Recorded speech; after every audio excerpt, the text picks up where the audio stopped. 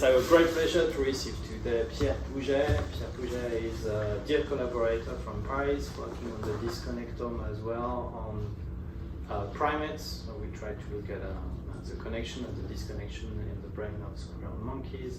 He's also a dear friend for like 15 years. He used to be my professor. Yes, what? I feel very bad now. And he's going to talk to us about coupling and decoupling of neurovascular responses in awake behaving non-human primates. For today it will be in macaque, but our plan is also to test that in squirrel monkeys. And I may open, maybe during the presentation you will see what will be the advantage to do it in squirrel monkeys. First of all, of course, I did not do all this work myself, obviously, so this is mostly what I will be talking today. So this is, because it's a screen, so the job is mostly done by Julien Claron, Mathieu Provençal, Fabrice Arcizet, and some of the final part of the talk, which is more a future project, is work with Sophie Pouget and Stéphane Marinesco. And this has been a long collaboration with a group of physicians, the group of Michael Tanter in Paris.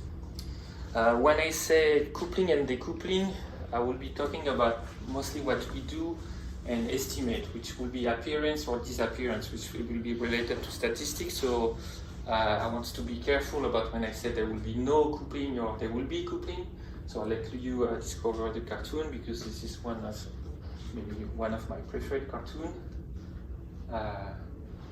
Just to have time to read it.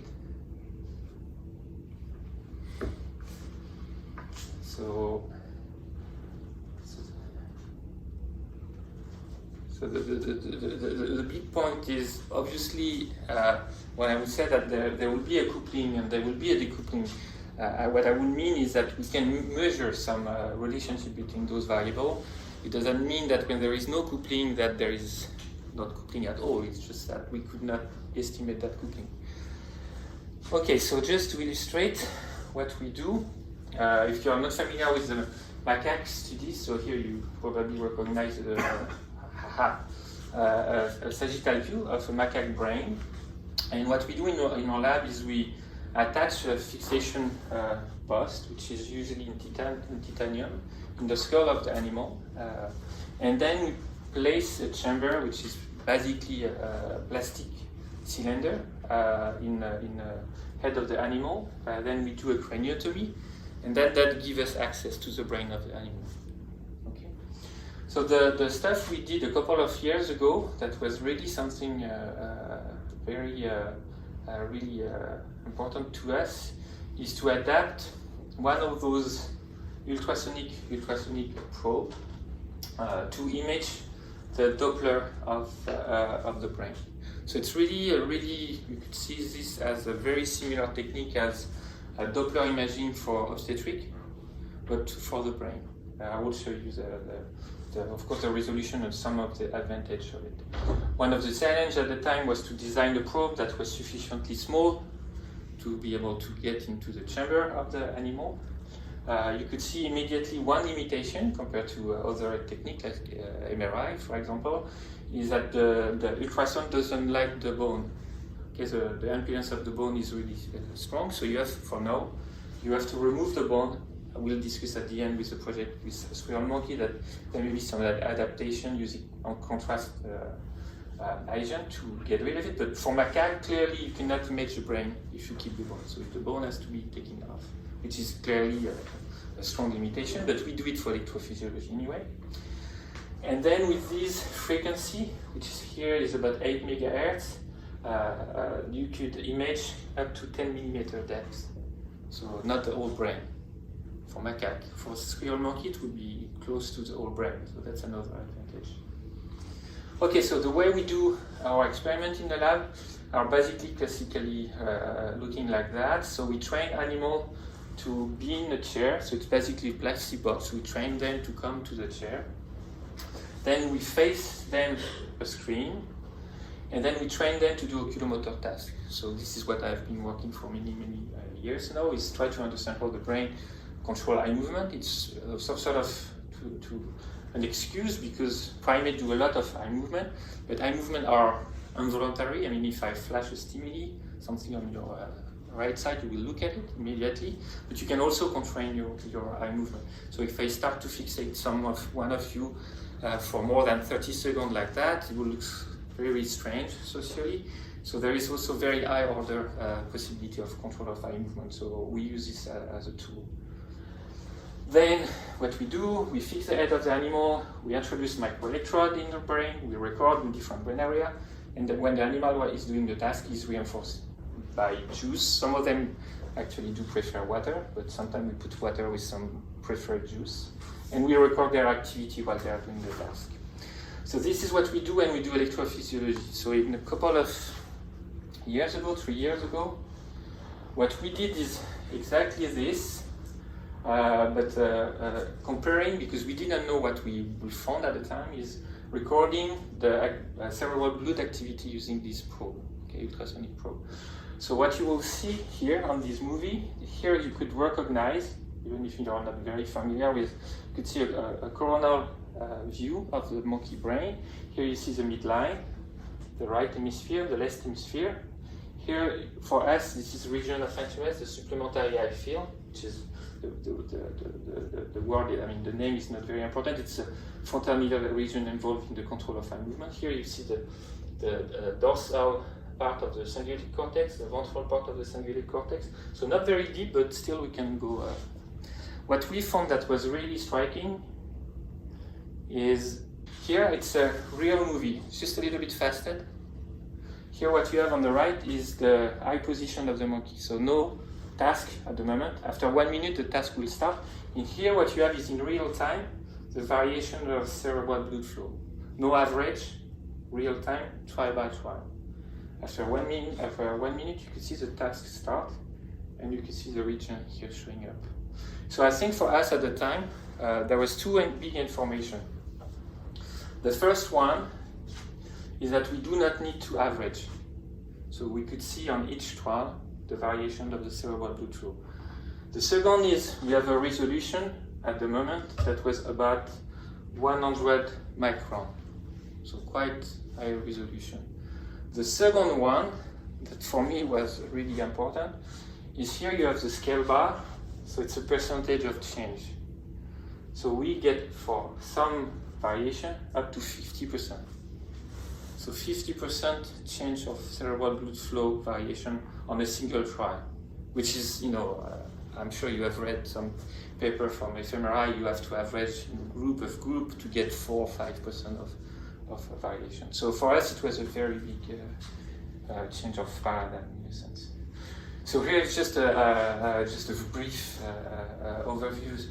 It's not so important, but here, so what we did is we record the neural activity. Here's the whole activity. This is the time in seconds. So monkey worked for quite a bit of time. You can see there is this very high frequency responses. Of course, you can do a simple Fourier transform, extract the brain activity, which is a low frequency. Of course, we get the cardiac pulsatility. That's obvious. And we get harmonics. One thing that was really important, at least for these first studies, is as you have seen in me a couple of slides ago, is that in a single trial, we saw this very brusque change of activity. In fact, we can quantify that. This is what we did in this paper, is we could take the trial, we did a series of measurements, of course, in 2 monkeys. We could take the average activity in large regions of interest, those regions of supplementary eye field, on a trial before the task starts. Okay, so the monkey is not doing anything. And then we average the cerebral blood flow value here. And then we take the next trial, just a single trial after that. And you can see that, not for all, obviously, but on the majority of trials, 1 trial is sufficient. And in fact, if we take only 1 pixel in this region of interest, only 1 pixel for another 1 pixel of the region of interest on the next trial, of course, not all pixels are sufficient, and not all stations, but clearly we can identify on only 1 pixel and 1 and one trial. Obviously, we did control region to verify that this was specific. So at the time, we were very happy and very excited about it. But the question was, what do we do next? You know, what was the purpose of that? I mean, we knew the frontalis supplementaria field is involved. People have recorded neuron here. If you do fMRI, you see this region. So what will be the interest? And so this is something that is unpublished. Obviously, hopefully it will be out soon. Is to combine this with electrophysiology. So people have combined fMRI with electrophysiology. I mean, notably the group of Nikos Logothetis. Very tough job. I mean, 50, I think at the time when I visited, there were like 50 engineers trying to be able to combine, you know, electrophysiological recording in the magnet, which is, you know, for many reasons not so easy to do. So we thought that maybe it would be easier to do. And one of the reasons also is if you've never done electrophysiology, or if you go to a lab that is doing electrophysiology in monkeys, but it's the same in, for extracellular, for rodent, it looks like that. So you enter to a room and you see two guys that are listening, you know, sound and not seeing anything they are doing. Not a thing. And really, it's really so that we are listening the sound of the brain and trying to isolate neuron based on the electrical noise that we transform to sound. So it's really like fishing in the dark. It really looks like that. So sometimes it's really, some people love it, some people hate it, because it's really frustrating. I mean, really, you don't see where you are. You can estimate, but you don't see this. This is a fake reconstruction. I mean, of course, if you do in slices you could do this, but this extracellular recording that you wish to do here, you will never see that, never. You have no access to here. So whether you're close to this neuron, far, you kill the neuron, whatever, you will never see it. You will hear something, but never be able to see. So this was a challenge of almost 2 years of development, because when it's work, it's like everything. It's very simple, but it took us quite a bit of time. So what we did is we designed a specific probe that was fitting here. You could see this is a sagittal view of a monkey. Okay, so here you could see the brain, the skull. Here you recognize the plastic chamber that would be on the head of the animal with the craniotomy. So here there is no bone. So here we design a probe that will fit in this chamber with an adapter that will evolve with the right angle to put the microelectrode in the field of view of the FUS imaging, with the idea that we will be able to do FUS imaging and microelectrode recording simultaneously.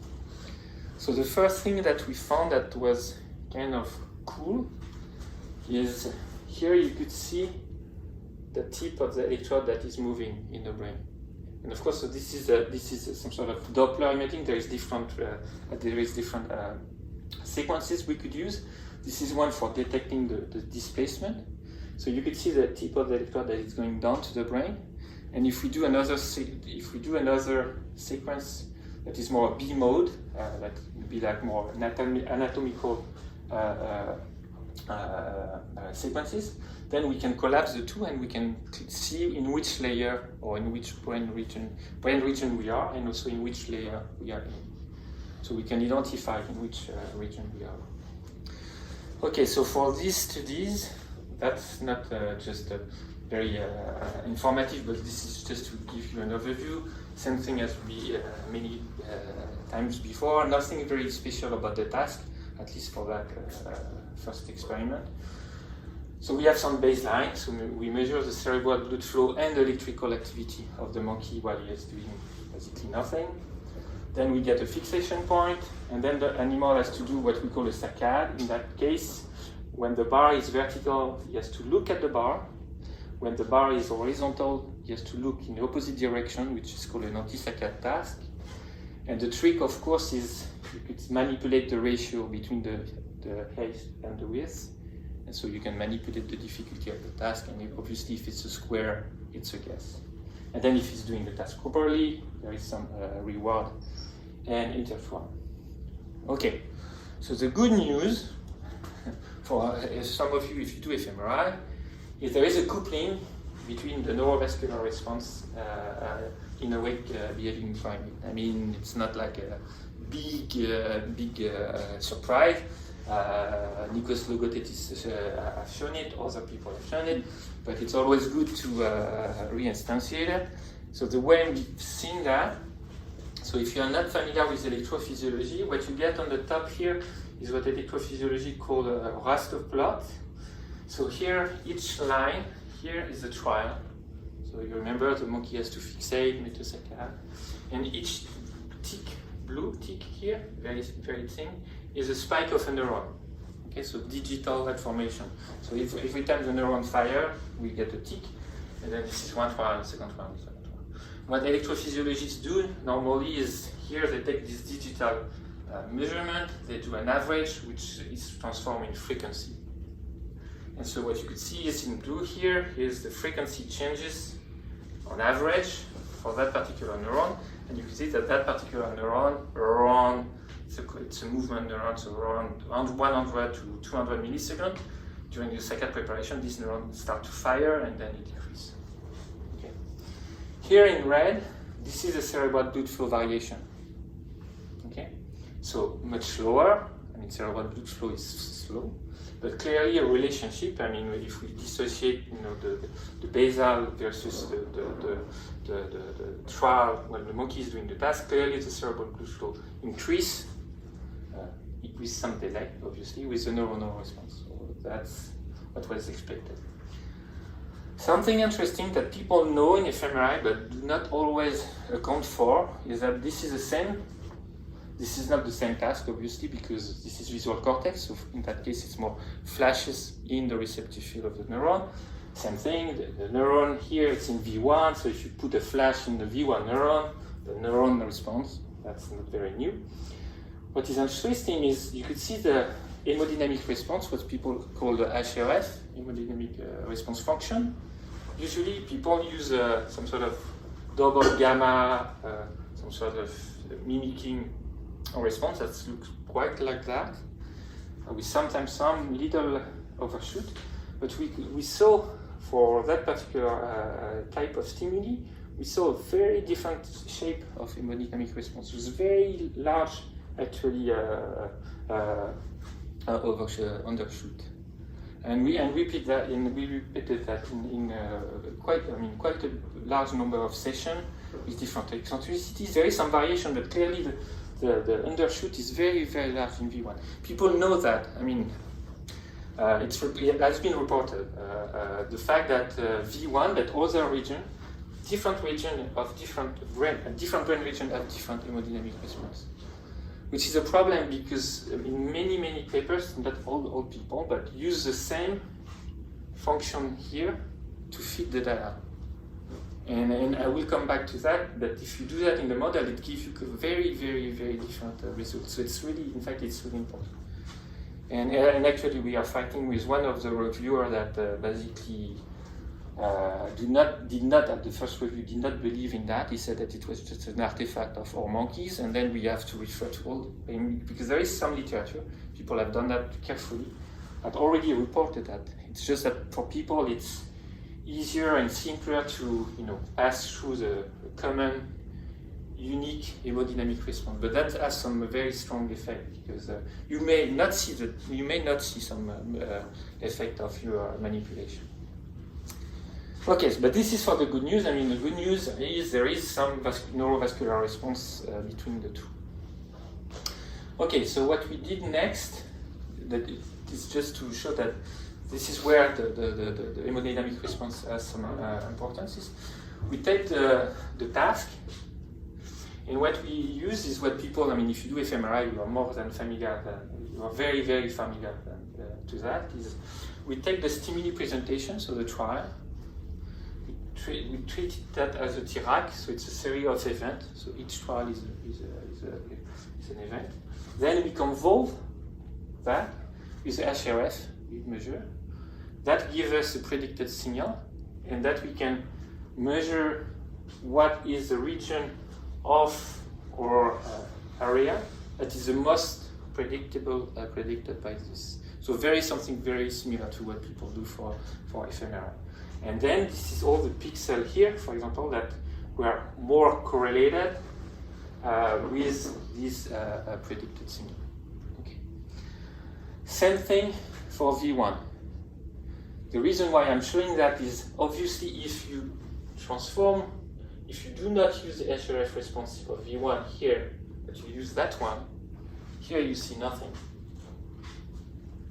Okay, so this is where it's going to be very important to account for the proper HRF response, because the predicted signal will be obviously depending on the task you use, but obviously depending on the HRF. So we think this is really really important, and this is something we explore now a little bit further. Okay, so this was done. People have done that many times. The GLM decomposition. What we did next is we did the same thing with spike. Okay, so instead of having the Dirac that is a tram, each event is a spike. Then we convolve the spike for the two regions with the proper HRF and see whether there are some pixels that co-vary with the predicted signal. And what we found is that in fact there is some pixels that co-vary with the predicted response of the CBV. So now the story, if you read the Logodetis paper and other, the big story was that the fMRI correlate more with LFP than spike.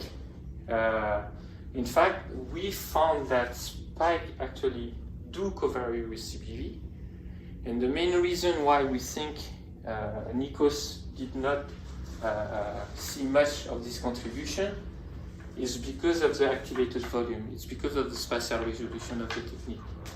Here, because of the resolution of 101 micron, we had a resolution that goes below the millimeter cube, which is clearly something you cannot see at the fMRI level, at least at the time you were doing the experiment, maybe in the very high field magnet, but then you have to combine with multi-unit and single unit activity. So the main point is that it's not saying that it's wrong that there is no contribution of the LFP. It's saying that in fact the single unit activity do contribute, but you need to have the resolution to be able to see the full story. Anyway, okay. So then what we did, this is something that is really more in the future of what we are doing. This is really some sort of preliminary. Is we did a series of cross-correlation measurement between the supplementary eye field of the Doppler imaging and spike, and same thing between the V1 and spike. And something that was really intriguing is that if you make the measurement between, here it's a baseline, so here the monkey is not doing anything, here it starts to do anything. The co-variation between these two signals, CBV and spike, increase at the time of the task and decrease in V1. So it's a modest variation, but still there is a tendency. So the co-variation increase, but it's a negative correlation. But remember of the shape of the HRF. So this is something we are examining. So there is a clear relationship between the two, but the HRF also may explain the sign of the correlation. Okay. Now, something that also we found that was some sort of intriguing. If we look at the of course, obviously we hope to have a bigger field of view or smaller primate. That will be the case with squirrel monkey. Is to look at what people have done for fMRI. Is to look at cross functional connectivity between brain regions. Obviously, Michel, for example, it will be very intriguing, and that will be possible in squirrel monkey to look at parieto-frontal functional connectivity between the two. Here, it's really too small in the brain of the macaque is too big with those probes, but we start to look at between supplementary eye field and MCC.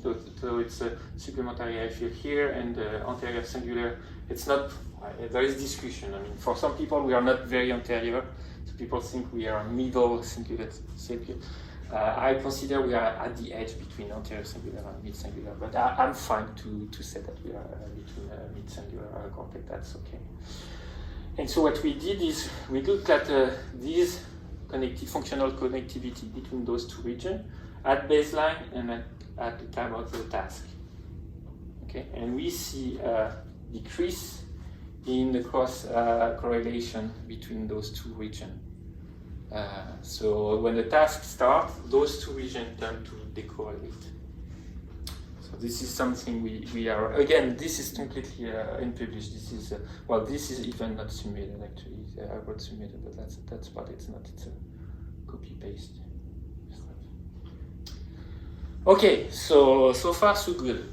So we can do with higher resolution what people have done with fMRI. We can combine with electrophysiology in a way that is probably a little bit easier than doing it in fMRI. And we found some coupling. Now, this is totally unpublished.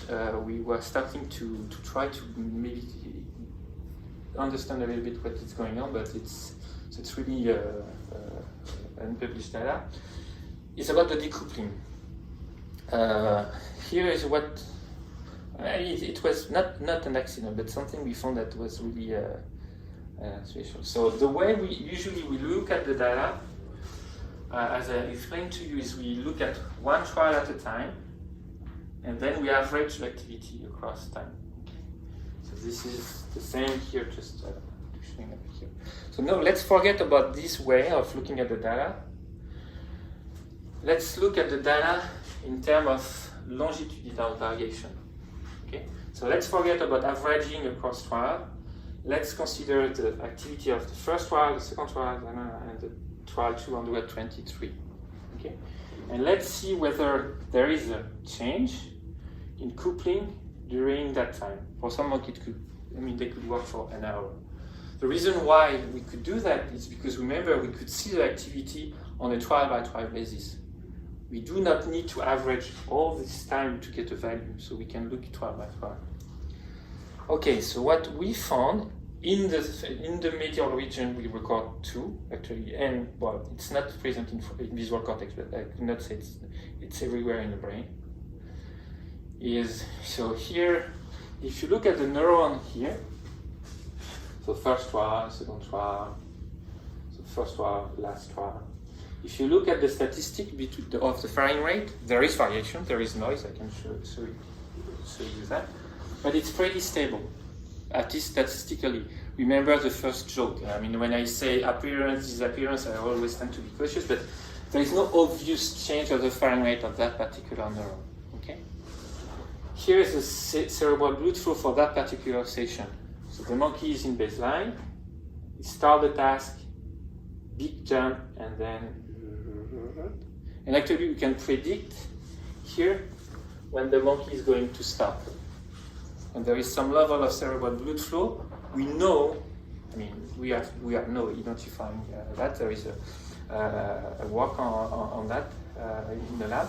It's try to predict the break or predict the pose of the animal based on this activity. But you could see there is a very big change in the cerebral blood flow. So the neuron is stable, cerebral blood flow is dropping. Okay. Well, but you could say, well, okay, but you told us that you have a coupling between the neuron firing and the cerebral blood flow. Well, in fact, you could still see this high frequency, right? So the high frequency response, the HRF, is present on each trial. Okay, I'm not saying there is no response. It's just that it's like there is a drift. Okay.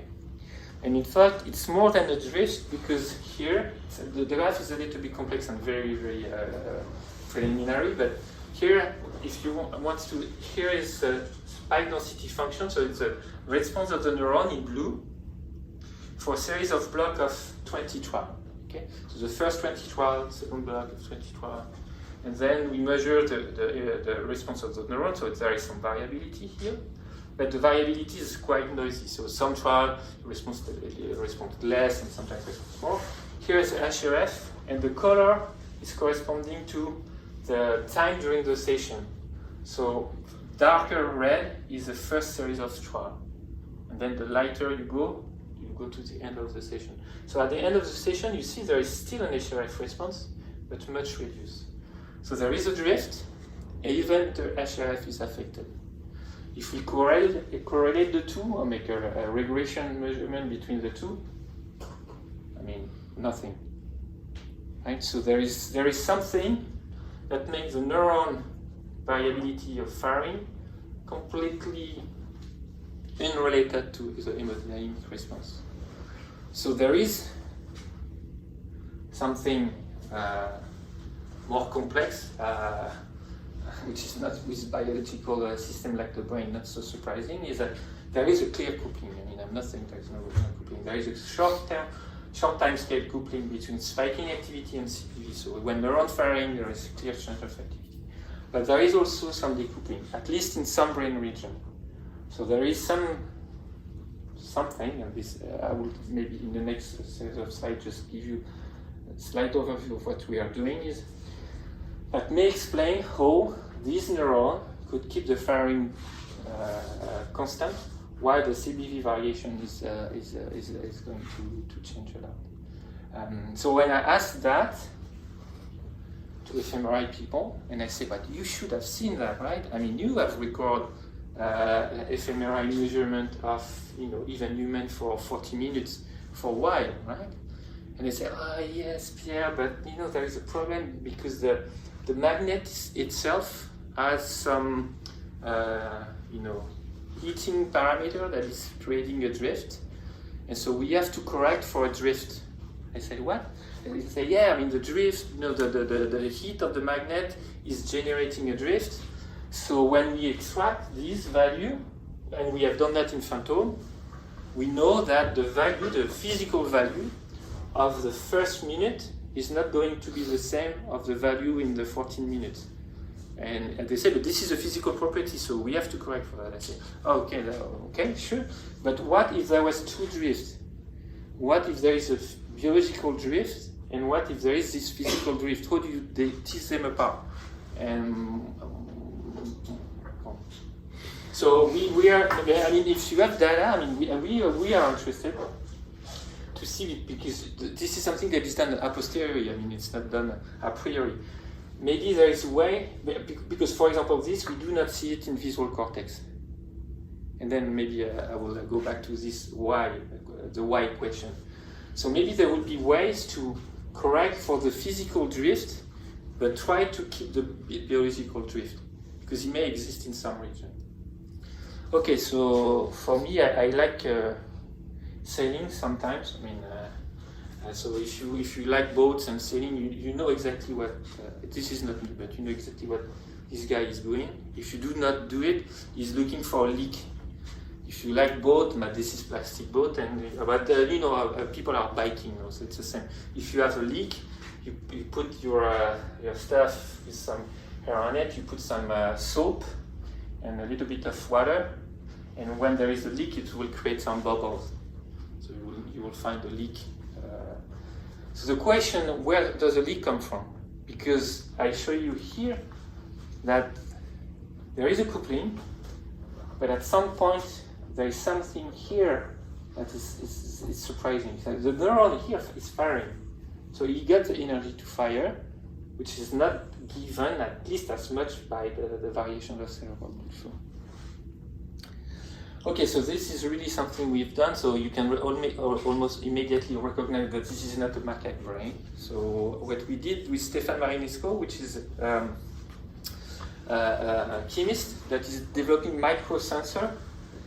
So he's developing microsensor in Lyon, and for him it was interesting in lactate.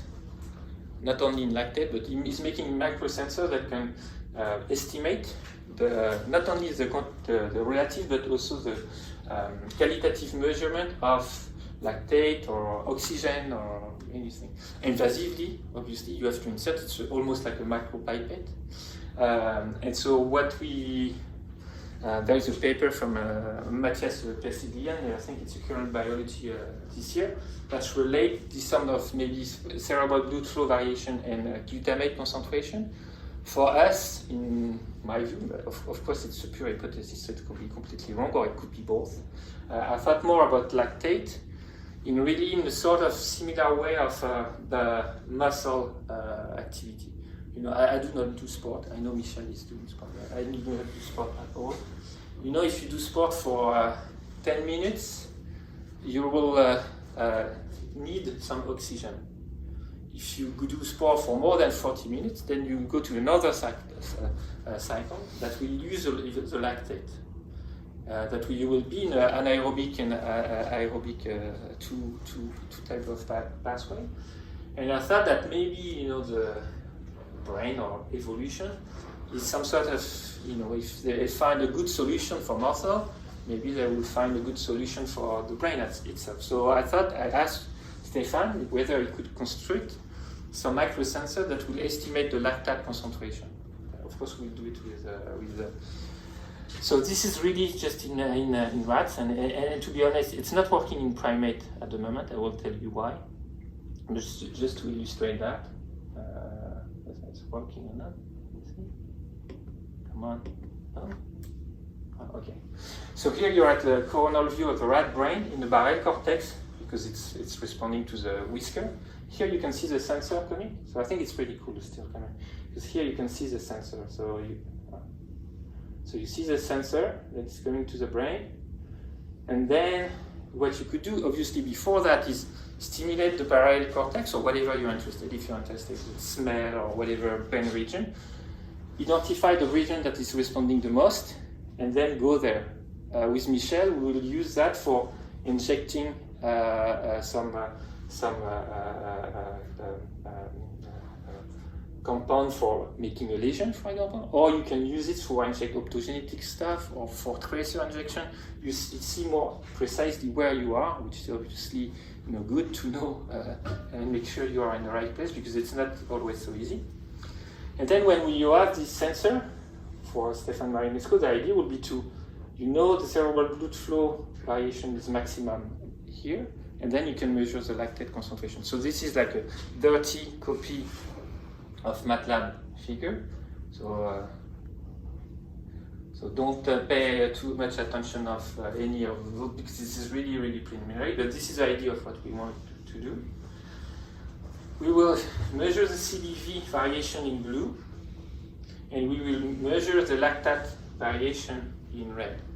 The lactate, again, because it's really a microsensor, it's a continuous signal. So here you can see the high frequency. It's a carbon wire that is coated with some enzyme that will create the change of potential. So we can see the LFP response. So the high frequency here is a local field potential response. The low frequency here is a variation of the lactate.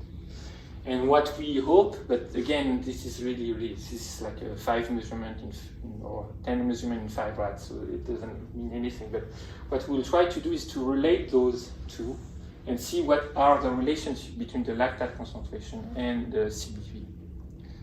So, well, this is really not too much speculative. So why I came up to that? I should say that this is really something not by accident, but I read a paper from Magistretti, the lactate shuttle. If you don't know this, you should read it. It's really like a big hole between two fields of view. I mean, so some people think that this is really completely anecdotal and it has no meaning. Some people think that this is everything on it. I heard the talk from Magistretti. He's almost retired right now. He was in Switzerland. I think he has a big institute in Arabia Saudi or something like that. But so I heard a talk like 3 months ago, And for him, the lactate is doing everything. I mean, lactate is plasticity, lactate is... So I almost raised my hand to say, well, could you do the coffee with the lactate? Yeah, sure, I can do pizza. I can do... So lactate is explaining everything. I think he's a little bit on the side that, you know, of course, lactate is not doing anything. But on the other way, people think that lactate has nothing at all to do with that. I think it's probably a mixture. So this was not my field, but if you have time, you can go to the Krebs cycle. Very interesting. We're going to purulate and everything. It's really interesting. The idea is that there is a strong role of the astrocyte capable to using the lactate to give energy to the neuron. So the idea is the brain is almost like since we are looking for recycling for humans, for you know the stuff we generate, the brain is pretty good at it. I mean, when he's in normal cycle, he's creating in a purate, he's generating lactate. The lactate could be reused by the astrocyte to regenerate and give energy to the neuron. So it's a very smart, quite fascinating system. As you see, very simple. Very, very simple. And this is probably 10 times simplified version of what is really getting in. Still interesting because I keep this element because you have three things. You get the astrocyte, you get the neuron, and you get the arteriole. And this is the same molecular, this is the same. There's a lot of redundancy in the molecular system that will drive those three. So the adenosine that is also in the purate system will look in the vasoconstriction, vasodilatation. So there is element to say that there may be a clear or some sort of a feeling that there would be a strong relationship between the metabolite, the lactate, and the neuronal activity.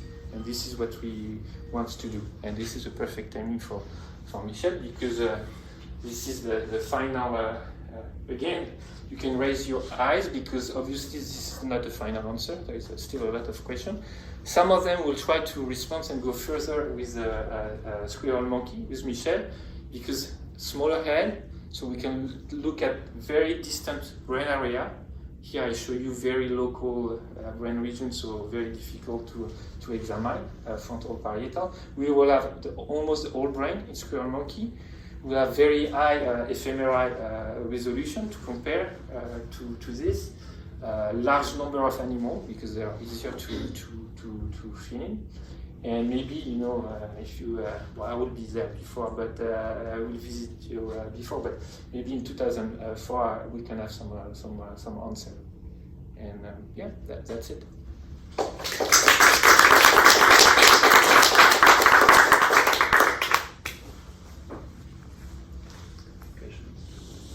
Yes, maybe about the shape of hemodynamic response. Is your response? Yeah. Well, anyway, it works. I mean, we use a standard HRF, and we can see even can establish retinotopy in a single individual using a standard HRF. So you mean that we do some sensitivity? Or yes, I mean, well, that with a lot of trials. So what I think is, again, I mean, we have to look at, and this is really maybe really specific of V1. We think there is really something specific about V1. Same thing here. What I didn't show you here is that, well, I can explain, but you know, the slow decay, we do not see it.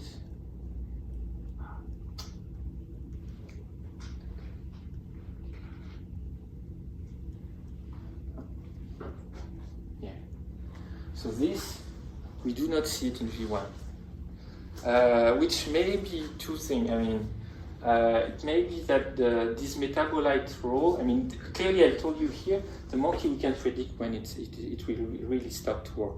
V1, it's difficult to imagine, especially in primate, or it would be something for the barrel cortex in rodent.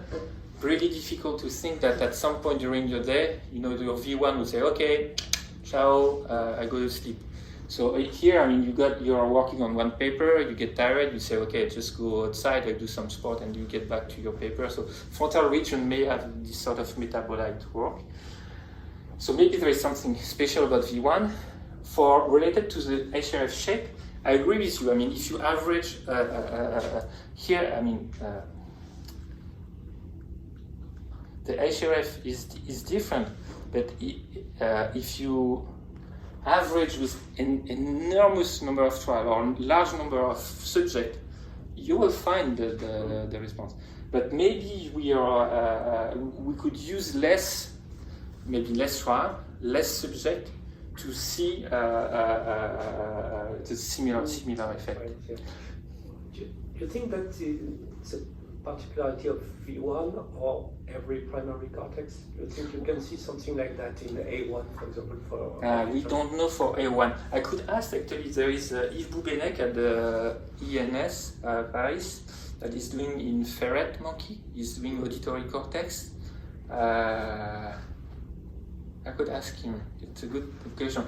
At least from primate, V2 it's really V1, then V2 merge very quickly to this common one. Question. Yeah. Maybe it's a property of primary cortices. Yeah.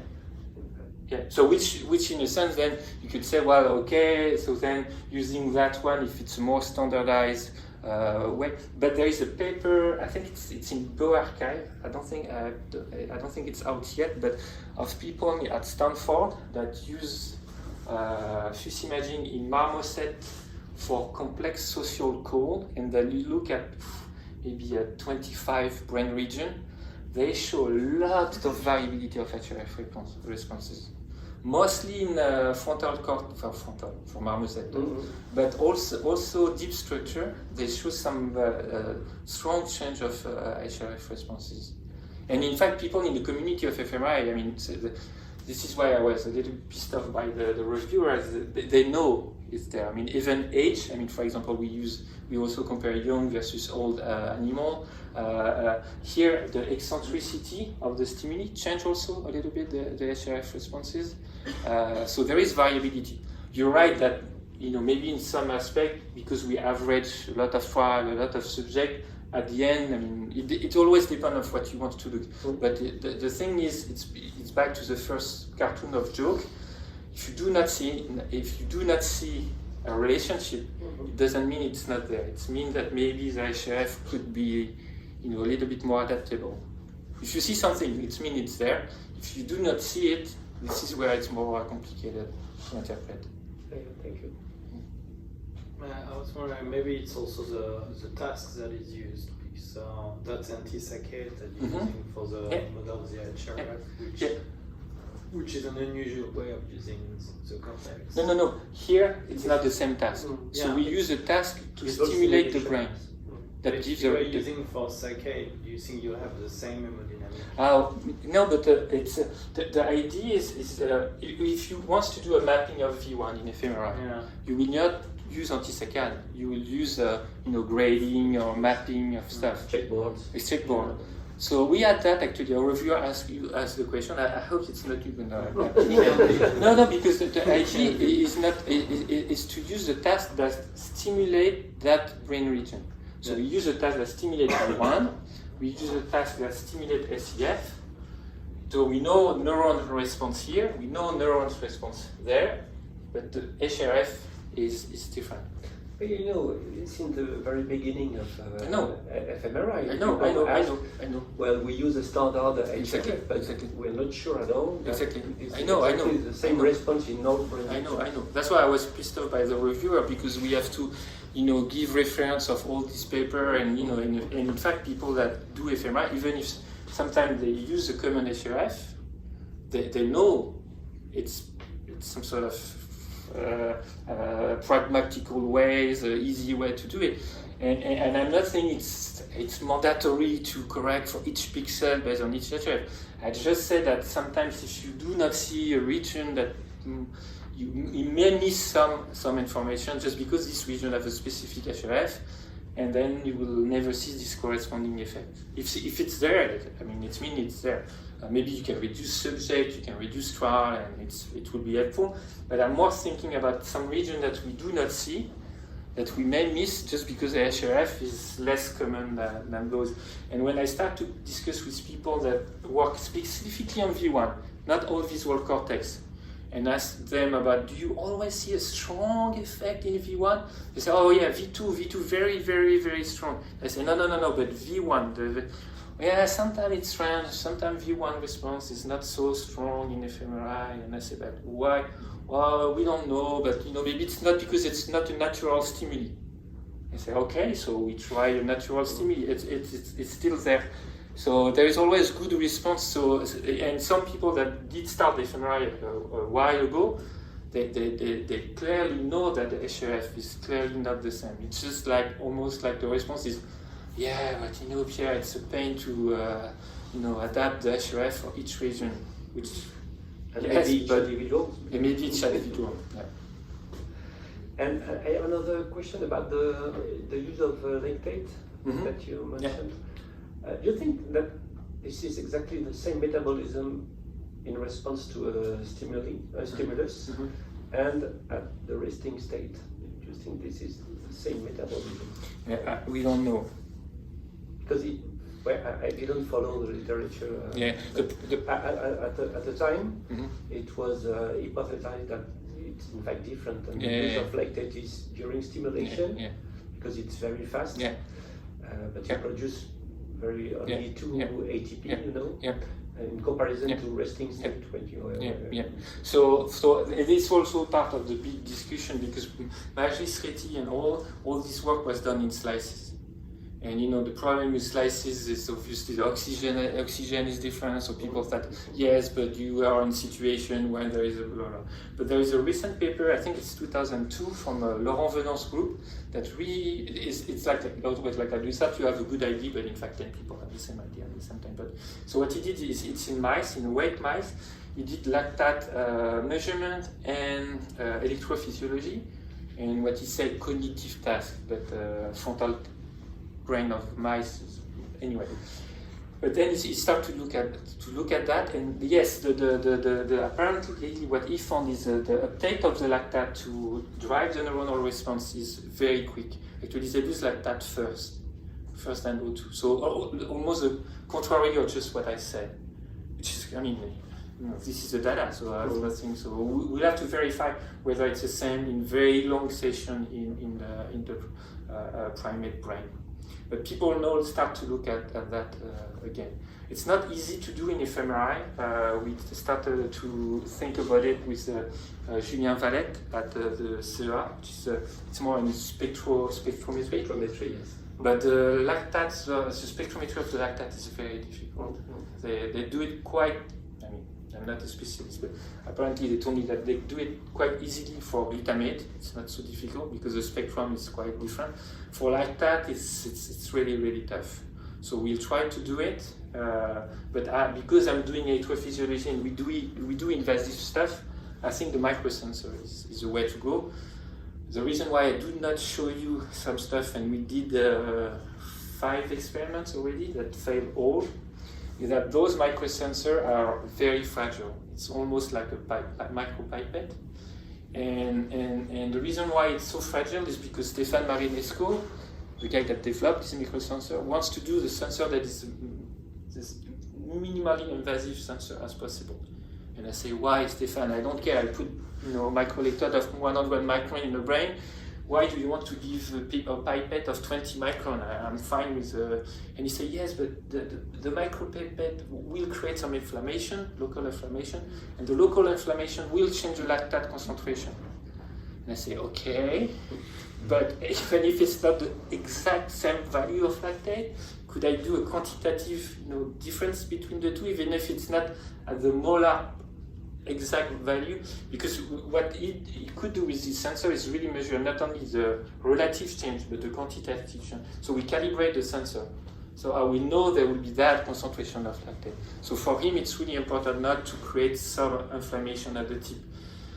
So the goal now, I hope I convince him to give me like a harpoon, he will hate him. So I say, okay, give me something that is 150 micron, that will not give me your proper number of lactate, just so because with a primate, I could not go through even the pine marrow. So the dura, no way. But even the Pierre, I could not go through with this sensor. I broke all of them.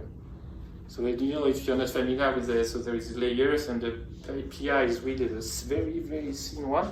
But in primate, it's quite thick. I mean, it's almost invisible, but still. So I broke all of the sensor. So I say, if I cannot pass through this very small, so I asked him to do a very thick one. But yeah, maybe you're right. I mean, maybe the big story is that, it will be O2 first and then goes to lactate. Maybe it's just what I say is it's recorded, but I say it completely reversed. Maybe it's a PNS, I think, or I think it's a PNS paper or Nature Neuroscience paper, whatever. It's a paper this year from Laurent Venance that has done that. And his first data said that maybe the lactate actually will take first, and then if there is need, then the O2 will go into the loop. So exactly the opposite of what I said, but clearly the lactate will have some more.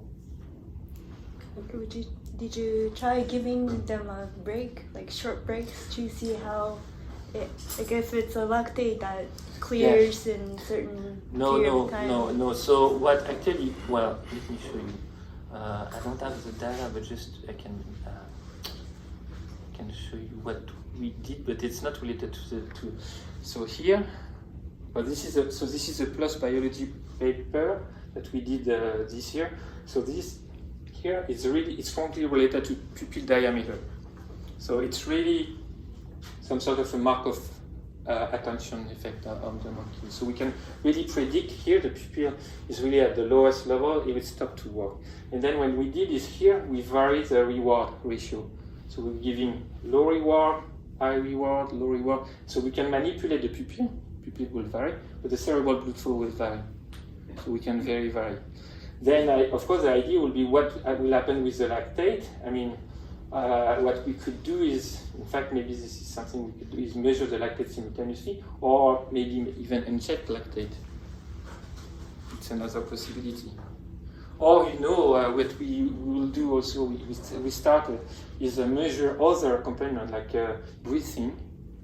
We all know that we go outside, we take some fresh air, we do some exercise, and we feel that our brain is, some sort of more cognitively ready to do something.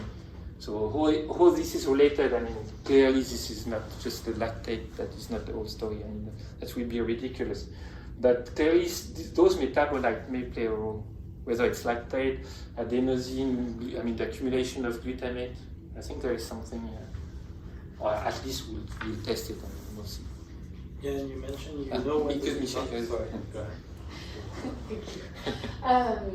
Do you know if the difference in CBF that you observe between the two regions are also present in mice or rats? So no, and I don't think the group of Carandini has looked at that. We could shoot him an email and see what he said. But the group in Stanford, the bioarchive, it's in marmoset. And clearly they saw a dramatic change from different brain regions. Whether it's really a primate thing compared to rodent, I don't know. The problem is we do not see this. So in V1, it's quite, as I told you, in V1 it's quite stable. It's stable in V1. So we see this shape, but we do not see change, during the session. So if the problem is it will have to be people that look at prefrontal or maybe other brain area in rodent in long sessions. So there is not so many people that do that. But it's I think, and also if you do not use FUS imaging, the problem is you do not have the signal to noise ratio. So first of all, you may have the decay that you get rid of, that maybe some people will maybe take into account that remove the phantom decay but not the biological decay. But the problem is, if the signal to noise ratio is low, maybe you need to average so many things that you do not see.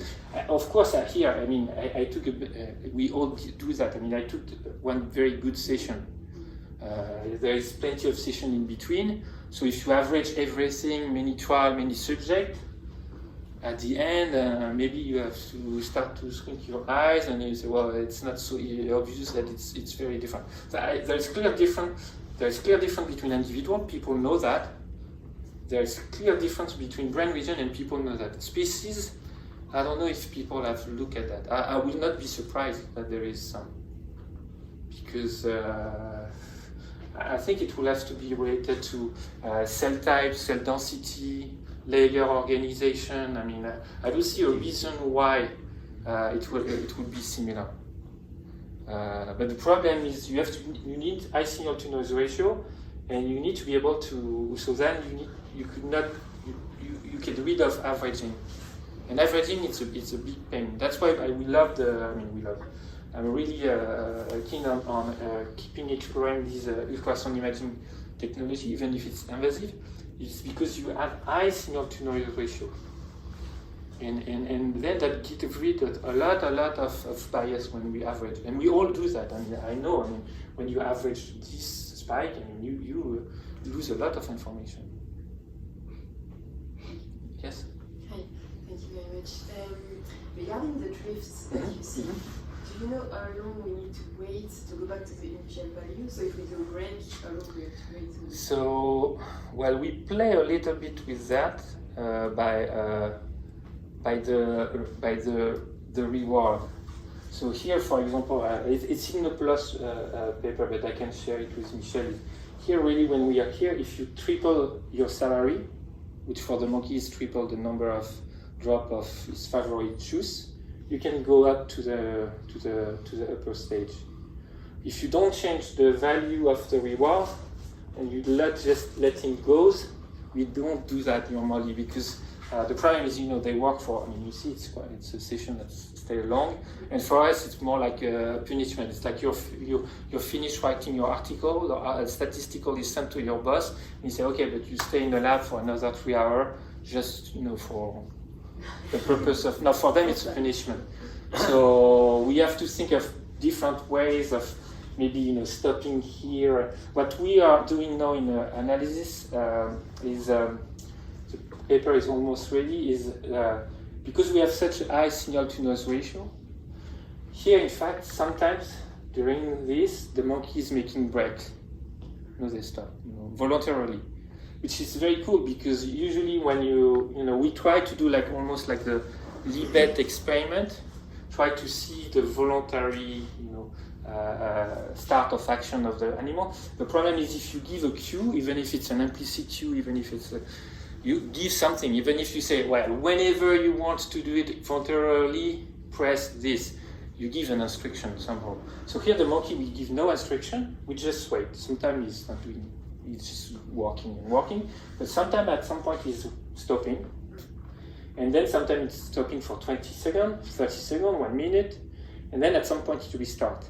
And we see this very strong change in cerebral blood flow. So it's already getting back to almost this value, and then suddenly it's getting back in.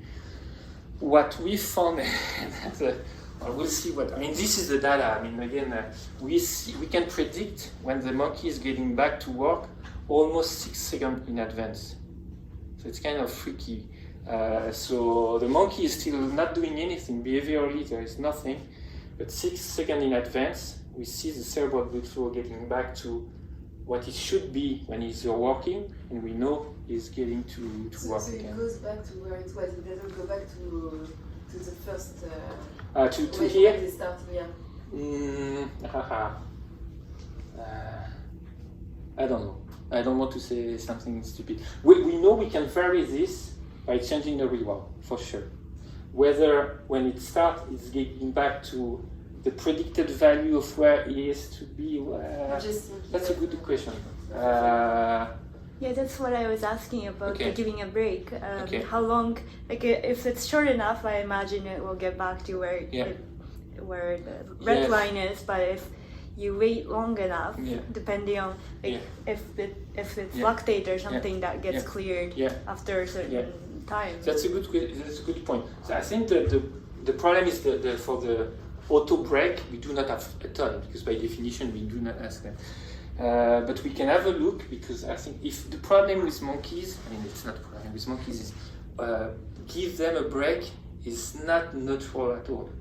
It's really something. I mean, it's not like, okay, I give you a break and then I give you a cue back and nothing happened in between. It's just a break. I mean, some of them are really freaked out. They are angry. They are just pissed out. They are just. So what you will be measuring there is that break. And even if it's restart, if I say, okay, it's upper, let's say, all the lactate has been cleared out, myself, I will not be convinced that this is because of lactate has been cleared out. I would say that maybe he's just pissed off because you let him in the room for 10 seconds or 1 minute or 2 minutes and doing nothing. So, but I think with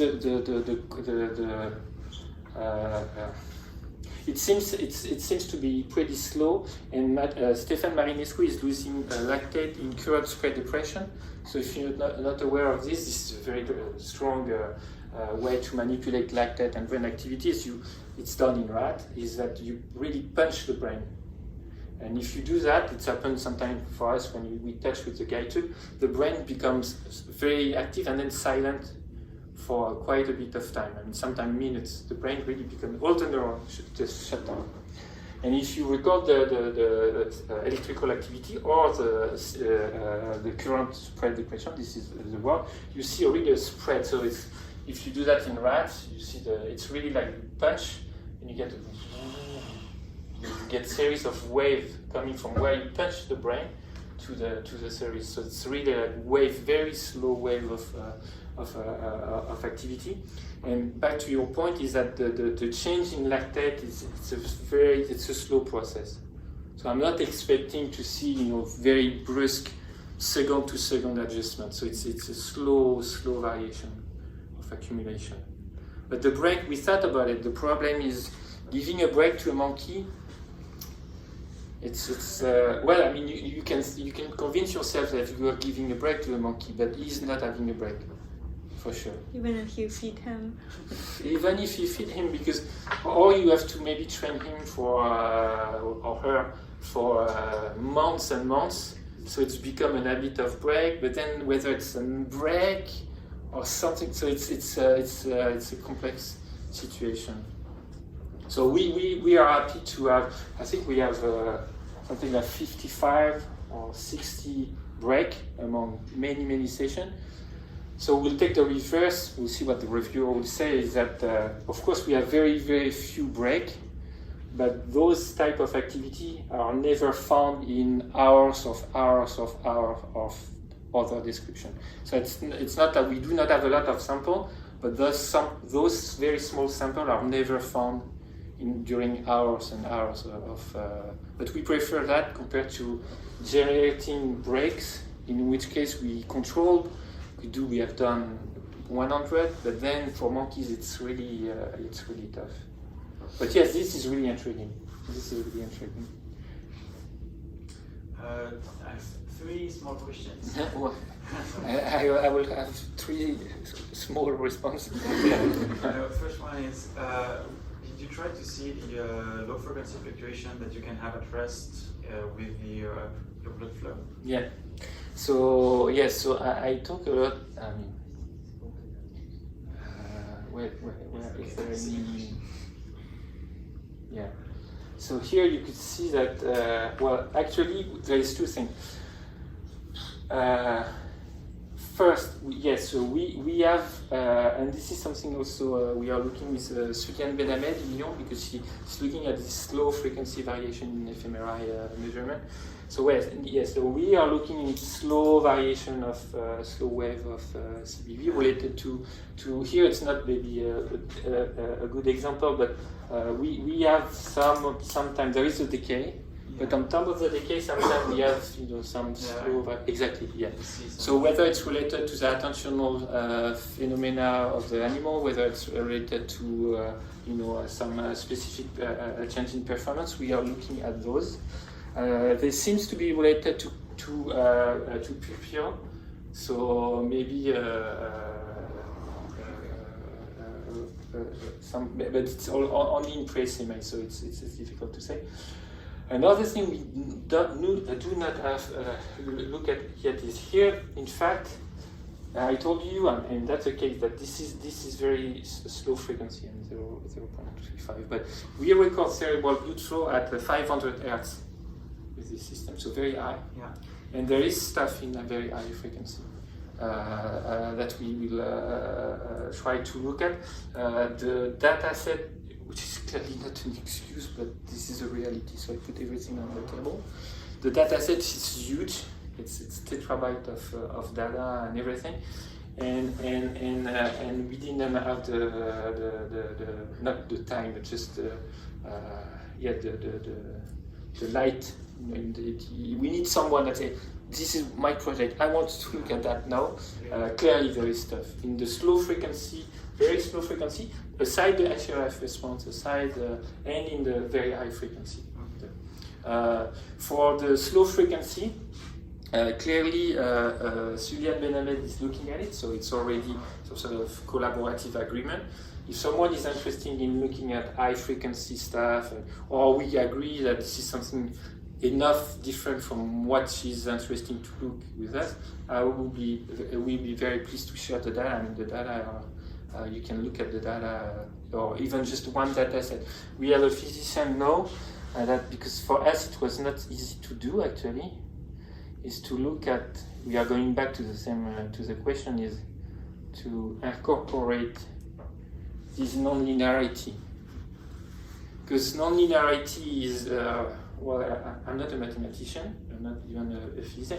I mean, having a GLM, when you have, this stuff here, let's say this stuff here with a convolution, but then when you start to introduce some non-linearity at the level of the HRF and at the level of the decay, I start a little bit, and then I say, well, okay, it will take me probably 6 years before, having some idea of, the way it works, and this is not my way of working.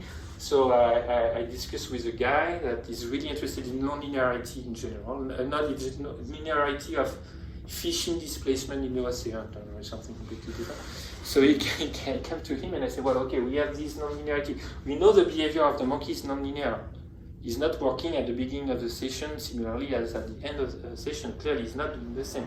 And we have this non-linearity in the activity of the brain.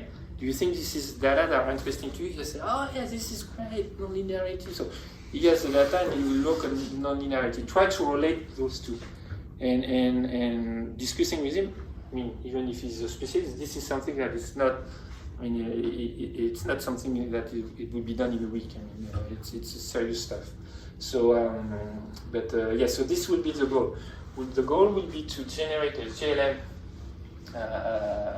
equation that will account for, of course, this convolution, but adding some parameter for let's say, high frequency non-linearity for the HRF, low frequency non-linearity for the decay, and maybe, as you say, maybe even an additional variable for this slow wave of something, or this high frequency stuff. But again, the data are, we have a lot of data set, so if you are interested to look at some, or just one session, or whatever, I mean, please feel free to ask us. Thank you. As this is the first quick question. I have an appointment to do. No problem. Thank you very much. Thank you. So actually, I would just have one other question. It's because in fMRI there is a lot of debates right now about functional signal in the white matter, and I wanted to know if you managed to actually to have some significant signal in the white matter in your cases. I mean, I know it's really on the surface here, but maybe in the... No, but even in the deep, I mean, one thing we could do, I mean, again, here what we have to keep, I mean, you have to keep, what we do is Doppler imaging. So what the ultrasound is doing is tracking red blood cells. Yeah. Okay. If we use, and this is what we will do with Michel and Thomas and Julie, is using a product of contrast, which is injecting microbubbles that are full of gas. The gas will be creating some echo. This is used in regular basis for people that do echograph imagination. And then you track bubbles. Then what you really see is the bubbles. So you can count the bubbles. You can see which direction they are, and you know the speed and so forth. What you track is really the way those bubbles, the number of bubbles, the density of bubbles, and the speed of the bubbles, let's say here, red blood cell, are moving. So if there is, you know, a blood cell in front of white or gray or white matter, it doesn't matter. You see, so I see what even the debate on the fMRI is quite of strange to me in a sense. But if we could separate the variation of cerebral blood flow in the gray and white matter, yes, we could look at those. But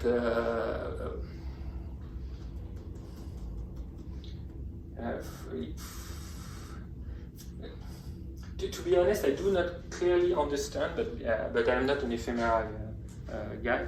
I do not clearly understand what the point of having some sort of variability. Here, the variability of cerebral blood flow in these two types of tissue is not making clear sense to me. Well, but the thing is, what is classically said is most of the synapses are in the gray matter, and so most of the energy needs are in the gray matter. Okay. So you expect most of the difference in cerebral blood flow to be there. Yes. And some people say, yeah, but no, there is also some of it in the white matter because there still need for some energy to be there.